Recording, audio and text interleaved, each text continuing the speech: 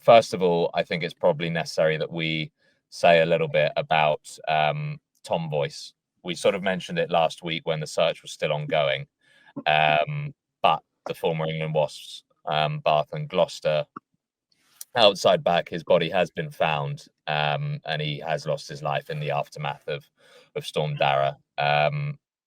Our thoughts, as we said last week, are with his loved ones, his wife Anna and his son Oscar. Guys, he was, of course, part of that Wasp side in 2003, 2004. I think he started both finals. He was top try scorer in the league that year. What interactions did you have with him, if any, and if not, what memories do you have of him?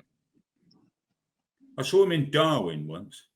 Well, when we were starting a holiday, it was after the England tour. I think it was Andy Robinson had led that tour, so it might have been 2006, I guess. And it had been an unhappy tour in many respects.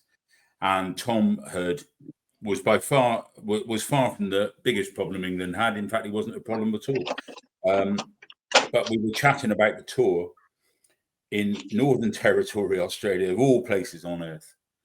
And he was incredibly forthcoming with his opinions. He was bitterly disappointed at what had happened on the tour. He was very honest, and I always found him to be exactly that. If he chose to speak to you, and usually he did because he was unfailingly approachable and friendly, he would pretty much tell you what he thought and trust you not to get him into a load of trouble. And that was the kind of guy he was. As a player, he was, to my eye, far more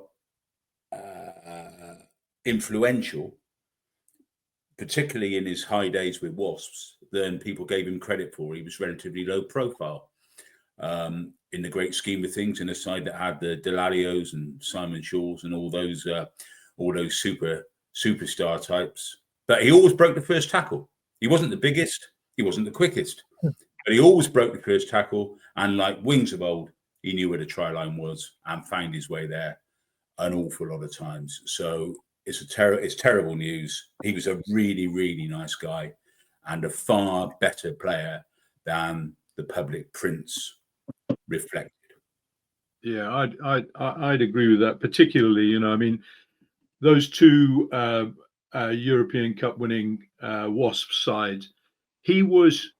I think he was a great finisher, Tom Voyce. And the thing that I always noticed about him was his ability to keep his feet in contact, because he wasn't the biggest guy, but he was very, very difficult to bring down, and also had the ability to offload out of the tackle if he wasn't making headway himself. I think that he was a great team player in great teams. Those two Wasps teams that won those Heineken Cups were great teams, and he played his part in a very talented, probably overall undersung, backline when you consider guys that he played with, like Fraser Waters.